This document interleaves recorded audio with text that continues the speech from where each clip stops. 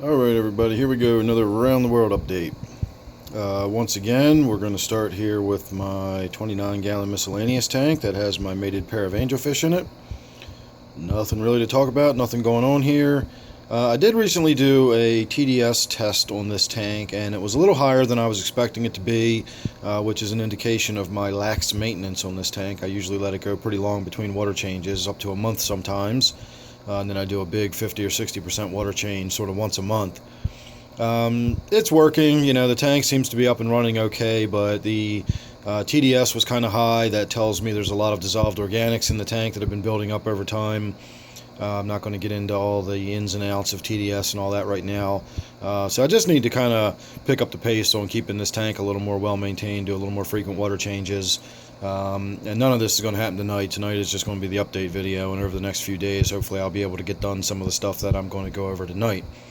So this tank is basically just, you know, doing its thing as usual. My Gourami tank is doing its thing as usual as well, but we've got some different stuff that I need to address in here.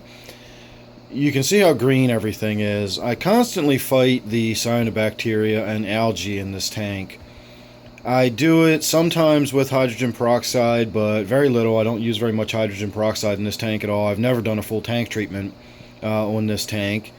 I'm not really sure why. I've just never really used a lot of hydrogen peroxide on this tank. I do surface treatment on anything that I can get exposed above the water line when I do water changes, but I don't really do full tank treatments. I do frequently do full tank treatments for the blue-green slime treatment, or the blue-green slime stain remover, whatever that stuff is called, by Ultralife. It's a very good product.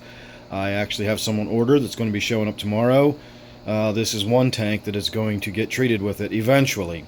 The reason I'm not going to treat for it right now is because I will always have issues with the cyanobacteria as long as I have these lights up here. Now, these lights are bargain lighting. They are LEDs that were repurposed. They are meant to be used as outdoor floodlights. I got them off Amazon really cheap, about $10 or $11 each.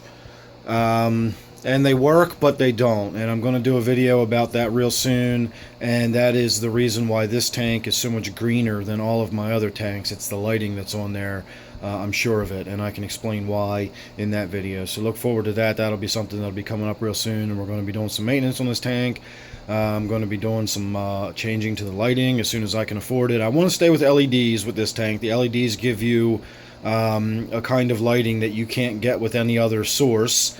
I will go into that as well. It's the way the LEDs actually produce the light. Gives you very, very parallel rays of light that give you that sparkly, shimmery look that you just cannot get with other forms of lighting. So I do want to stay with the LEDs on this one, but I'm going to get a real LED that was designed for a planted tank and not one that has been repurposed as these have been. Again, I'll go into that in the video. So all that's coming up. Angelfish tank. What do I have going on in here? Well, I'm getting kind of tired of watching all those Serpae tetras nipping at my angelfish fins, so I'm thinking about the possibility of maybe getting rid of the angelfish once and for all. I've been saying that forever. I don't know if I'm going to or not. I love my angels, so I'm probably going to wind up keeping them. I think once the water sprite grows back in, I really just took a lot of it out there last time I did a water change, so I think once that grows back in, I'll need to leave it in there fairly thick, because the roots and all of the broken lines of sight and all the cover it provided, I think, was what was keeping this tank so under control. And as soon as I pulled it out of there, the angelfish started fighting again, and the Serpae started nipping at the angelfish. So the floating plants in there had a very subduing effect on this tank, not only in the way it looked, but in the way everybody behaved in it. So definitely going to let them start growing back. But I'm finally going to move these, actually I'm going to remove these pennywort right here in the front.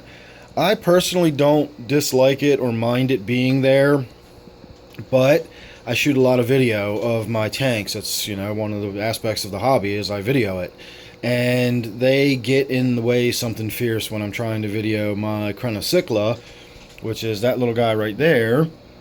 Tends to dart around in the back of the tank a lot, and invariably, just like that right there, when you're shooting video, he will stop behind it, or it really gets in the way. So I'm going to get rid of that. I'm going to remove it. I have some plants in my not my African tank, my 125. I guess you could call it my African tank. It's what used to be my African tank. All those fish are now in my 125, so it's just a larger version of the same basic tank. But I do have some plants in there that need to be looked at. Let's go look at them. We can come back to the other tank while I'm thinking about it. So these right here, I don't remember the name of it, but it's some kind of sword. And you can see the little shoots and the little roots growing down and everything. So those are all baby plants. Those are all free plants that I'm going to get.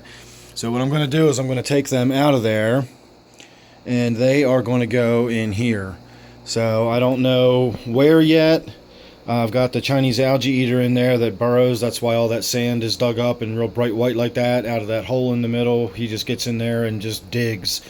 So we're going to have to wait and see how all that works out, but basically just some minor changes to this tank as far as the way it's going to look when we view it. I think I'm going to do something with this piece of wood that has that Java and Anubias growing all over it. I do like it in there, but just lying on the bottom like that's getting a little annoying for me, so we're going to move that as well. So just, again, just general upkeep and maintenance on the Angelfish tank, nothing special. Nothing really at all going on in this tank. The blue-green slime remover that I ordered is going to go in this tank. This is one of the ones I'm going to treat. You can see I have quite a bit of the cyanobacteria growth on my plants, and the wood is green again.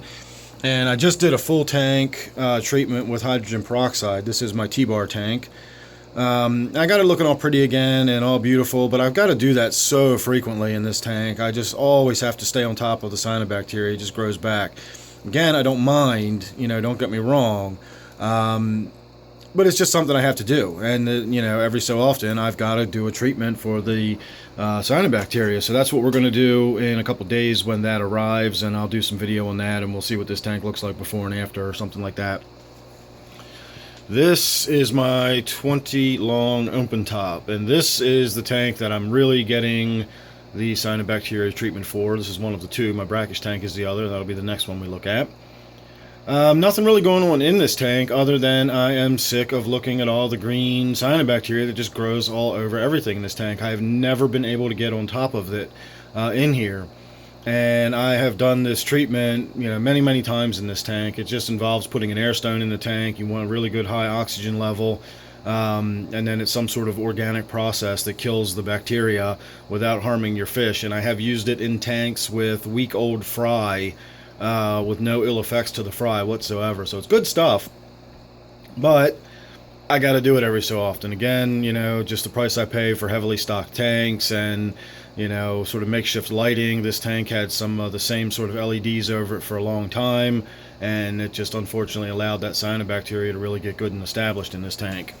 My brackish tank is another one that I had a cheap LED on, and I got cyanobacteria all over everything in here. If you see that really dark coloration, I know the glass is dirty and needs to be wiped off. That's part of it. But that really dark brown on those rocks and even the wood turns a darker brown. That's just that cyanobacteria growing all over everything in there, and I need to get on top of that as well. So this is another tank that's going to get the blue-green slime treatment. I've never done it on this tank before. I'm assuming that everything would work the same in a brackish tank as it would in a freshwater tank. So far, everything else right up to and including the kind of nitrifying bacteria that lives in a brackish tank is the exact same that you have in a freshwater tank. So I'm assuming everything else will be the same, and we are going to do the bacteria treatment on this tank as well. I've also got a new light on this tank. I don't know if you can tell that or not. I finally got rid of the makeshift lighting. One of my viewers is very generous and sent me some money so I could afford to get some good light on here.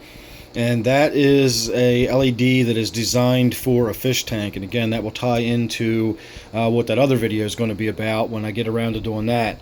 There is a difference in the quality of lighting. Just because it's a bright white light does not mean it is all the same. Not all light is created equal. So again, look forward to that video. Snail tank, nothing's really going on in there. I did have the planaria again, so I redosed it with hydrogen peroxide, and I think this time I killed everything in there, so I'm not really doing anything at all with that tank. It's just kind of sitting there for the moment until I figure out what I want to do with it. This tank, I'm still cycling in. I am getting ammonia. I'm showing about maybe 3 parts, maybe 4 parts per million. I'm not yet getting any nitrites. I'm really tempted to just dip a sponge filter from another tank in there, just one little swish and call it good, just to plant some bacteria in there and get it started. But I'm determined to just let this process happen naturally, and I'm assuming the bacteria I need must be an airborne bacteria, just like most other bacteria, yeast and all that stuff. It just floats in the air. You breathe it in with every breath you take.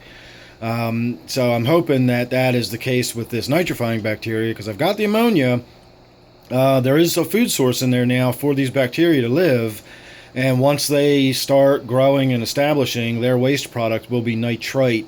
And when I first start seeing that nitrite show up in the water, I will know I've begun the process and we're underway. So far I'm producing the ammonia, but I'm not producing any nitrites, so as of yet I have no bacteria living in this tank at all. So we'll see what happens. My 125, this is my big tank. I usually have to stand on the other side of the room to get a good look at. Nothing really going on in here other than what I was saying about the plants that I'm going to get in there and remove. I did recently add some more Congo tetras. If you followed the video where I did a big water change, at the end of that I added some Congo tetras that I had in a quarantine tank. They are now in there, so I have 11 Congos.